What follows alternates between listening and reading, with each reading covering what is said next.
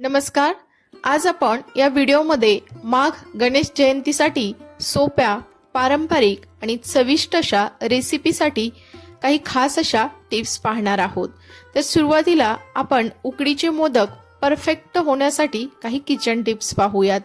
तर tip number 1, तांदूळ पीठ चाळून घ्या किंवा भिजवलेला तांदूळ वाटून घेतला तर चव एकदम छान येते. टिप नंबर 2, पाण्यात तूप तसेच मीठ घालून उकळी आणा, मग पीठ घाला, झाकण ठेवून वाफ काढून घ्या. टिप नंबर 3, सारणासाठी खवलेला नारळ तसेच गूळ मंद आचेवर परतावा, शेवटी वेलची घाला, त्यामुळे सुगंध अगदी टिकून राहतो. टिप नंबर 4, मोदक वाफवताना केळीचे पान ठेवले तर मोदक अजिबात चिकटत नाहीत. तसेच आता आपण तळणीचे मोदक अगदी कुरकुरीत होण्यासाठी काही खास अशा किचन टिप्स पाहूयात.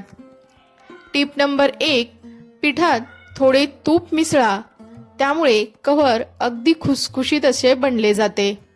टिप नंबर 2, मोदक मध्यम आचेवर तळा, जास्त तापमान टाळा, त्यामुळे मोदक अगदी कुरकुरीत असे होतात. टिप नंबर 3, गूळ जास्त ओलसर असेल तर थोडी खसखस किंवा ड्राय नारळ घाला, त्यामुळे चव एकदम मस्त येते. तसेच रेसिपी नंबर 3, खीर शिरा आपण नैवेद्यासाठी बनवत असतो, त्यासाठी काही खास अशा टिप्स पाहूयात. नारळाच्या खिरीमध्ये जाड नारळ घाला तसेच दूध शेवटी घाला. टिप नंबर 2, शिरा करताना रवा हलका भाजून घ्या, मग साखर घाला, त्यामुळे अजिबात गाठी पडत नाहीत.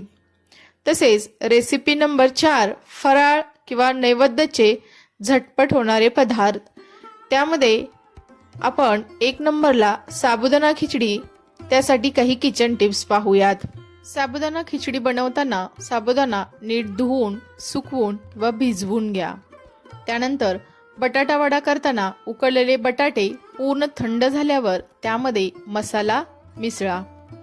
आता शुद्धता व सादरीकरण हे फारच महत्त्वाचे असते, त्यामुळे माघ गणेश जयंतीसाठी पदार्थ लसूण कांदा विरहित ठेवा.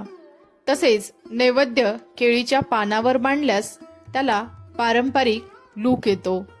तसेच त्यावर थोडी दुर्वा तुळस सजावटीसाठी वापरा. ह्या टिप्स तुम्हाला कशा वाटल्या हे मला नक्की कमेंट्समध्ये सांगा.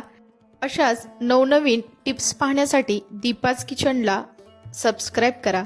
चला तर नंतर भेटूया नवीन टिप्ससह. तोपर्यंत सर्वांना धन्यवाद.